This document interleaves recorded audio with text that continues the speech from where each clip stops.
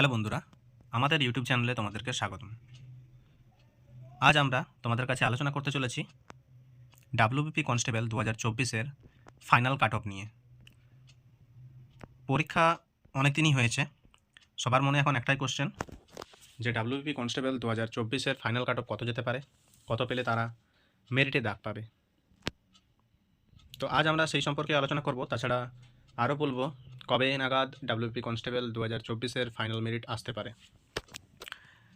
তো আমরা সকলেই জানি, একটা আন্দাজ আমরা করতেই পারছি যে ডাব্লিউবি কনস্টেবল 2024-এর কাট অফ কতটা যেতে পারে।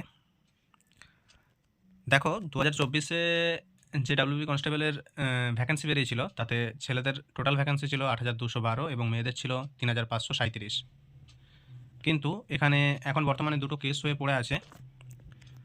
যে কেসগুলো হচ্ছে, একটা মেয়েদের হাইট সংক্রান্ত কেস ছিল, আর একটা ছিল কি যে রিসেন্টলি যেটা কেসটা উঠেছে সেটা হচ্ছে হাইকোর্টে সবার ক্যাটাগরি ওয়াইজ নাম্বার দিয়ে লিস্ট প্রকাশ করার জন্য বলেছে।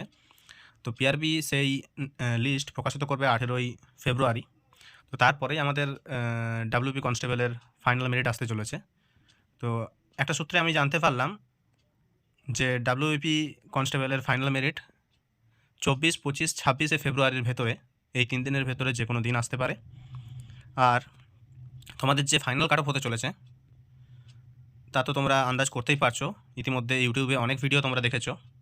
আমি আমার মতামত অনুযায়ী তোমাদেরকে যে কাট অফ দিচ্ছি, আশা করি সেই কাট অফ মিলে যাবে। তোমাদের যদি এই নাম্বার যদি থাকে, ইন্টারভিউর পর যদি এই নাম্বার দাঁড়ায়, তাহলে তোমরা ফাইনাল মেরিটে তোমাদের নাম দেখতে পাবে এবং তোমরা পরবর্তীতে পুলিশ, আমাদের যে ডাব্লিউবিপি কনস্টেবল বা লেডি কনস্টেবল, তাতে যোগ দিতে পারবে।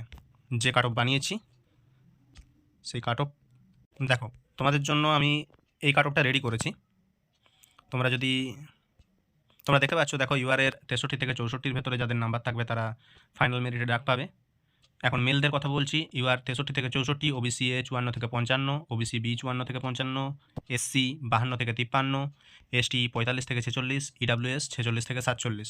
আর ফিমেলদের ক্ষেত্রে ইউআর 41 থেকে 42, ওবিসি এ 31 থেকে 32, ওবিসি বি 33 থেকে 34, এসসি 29 থেকে 30, আর এসটি 31 থেকে 32 এবং ইডাব্লিউএস 21 থেকে 22। আমার মতামত অনুযায়ী এই কাট অফই তোমাদের যেতে পারে, যদিও কাট অফ পরীক্ষার রেজাল্ট বেরোনোর আগে বলা তো সম্ভব নয়, কারণ এবারে তো কেউই জানে না যে কোন ক্যাটাগরির ছেলে কতগুলো পাস করেছে গ্রাউন্ডে। সেই অনুযায়ী ধরো, যদি ইডাব্লিউএসের ছেলে যদি বেশি পাস করে তো ইডাব্লিউএসের সেখানে কাট অফ একটু বেশি যাবে।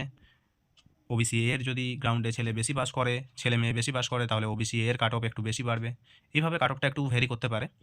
তাও মোটামুটি যদি তোমরা আন্দাজ করো, তোমরা যদি এই নাম্বারের ভেতরে থাকো তো তোমরা সেফ জোনে আছো, তোমরা ডাব্লিউবিপির ফাইনাল মেরিটে তোমাদের নাম দেখতে পাবে।